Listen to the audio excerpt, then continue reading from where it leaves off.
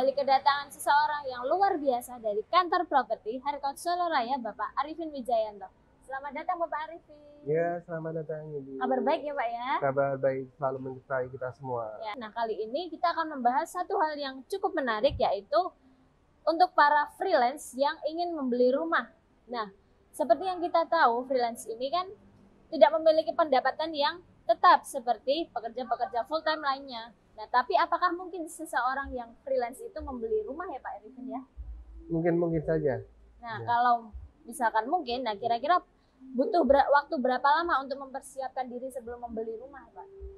Baik, terima kasih. Ya, jadi kita semua sebenarnya itu punya kesempatan yang sama untuk membeli rumah. Jadi selama kita punya penghasilan, tentunya kita pun pasti akan bisa untuk beli rumah ya. Jadi kalau misalkan kita semacam, tapi semuanya itu kan bisa kita sesuaikan juga dengan penghasilan kita. Jadi misalkan kita punya penghasilan 10 juta gitu ya. Jadi kita bisa mungkin range mungkin sekitar 30% sampai 50% itu untuk menyicil, istilahnya mencicil ya, istilahnya untuk membayar angsuran gitu. Nah, kadang-kadang itu kan kalau di perbankan itu ada masalah karena dia tidak punya gaji, tidak punya bukti tertulis dia punya penghasilan berapa, ya kan. Sebenarnya itu bisa ada solusi juga sih. Jadi kita bisa mungkin punya pembukuan ya. Jadi misalkan, oh kita hari ini ada penghasilan masuk 100.000. Nah, besok ada penghasilan masuk 300.000. Besok lusa ada penghasilan masuk 500.000. Nah, dari pembukaan itu sebenarnya bisa kita pakai sebagai dasar untuk pengajuan proses KPR. Nah, selain itu, dari pemerintah sekarang juga sangat memfasilitasin untuk program-program KPR ya. Jadi rumah pun sudah diset mulai harga 100 jutaan. 100 jutaan sekarang sudah bisa untuk beli rumah. Jadi fasilitas dari pemerintah adalah KPR subsidi. Nah, bagi yang belum punya rumah, itu kan pemerintah memberikan fasilitas. Dia bisa pengajuan untuk membeli rumah subsidi. Dan itu harganya sangat murah. Hanya sekitar 100 jutaan itu.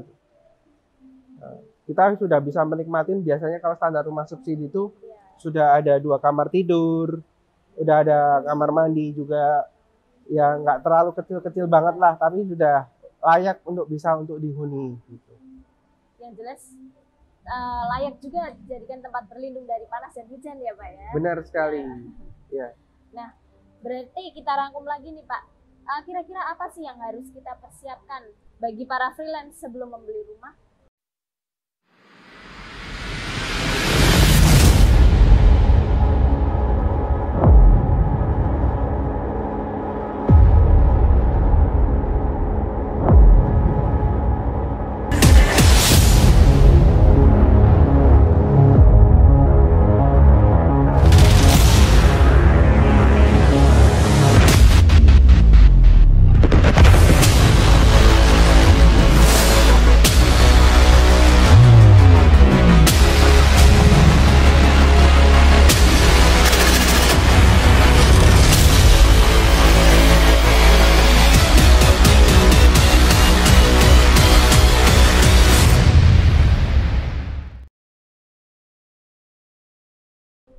Ya, kita harus punya kredibilitas yang baik, cukup baik.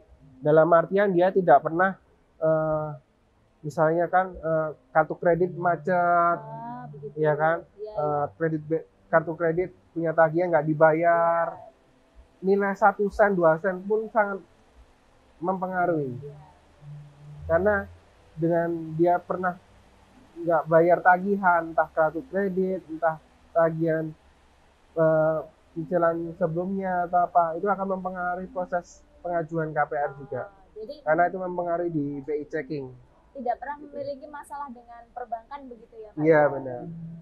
Lalu tips-tipsnya bagi para freelance sebelum membeli rumah apa nih Pak? Ya, dia mungkin bisa menyesuaikan diri dengan kemampuannya, dia mungkin punya uang berapa, tiap bulan dia punya penghasilan berapa, ya dia bisa, misalkan dia sisihkan 30% sampai 50% itu. Nah, nanti kita bisa hitungkan sih, kira-kira dia layak untuk beli rumah harga berapa. Itu kita bisa hitungkan. Jadi mengetahui kemampuan sendiri dari penghasilan dari freelance-nya dia sendiri itu ya Pak ya? Iya benar. Jadi mereka juga ya misalnya semakin tinggi penghasilannya ya tentunya bisa memiliki berbagai macam pilihan untuk membeli rumah, tentunya dengan harga yang lebih tinggi juga.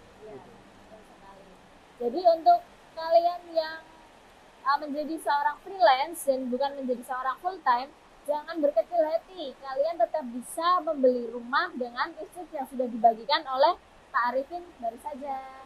Nah, buat kalian yang ingin mencari properti bisa menghubungi Bapak Arifin. Boleh kontak di nomor ini. Ya, jangan lupa juga tonton video-video di channel YouTube Harcourt Solo Raya.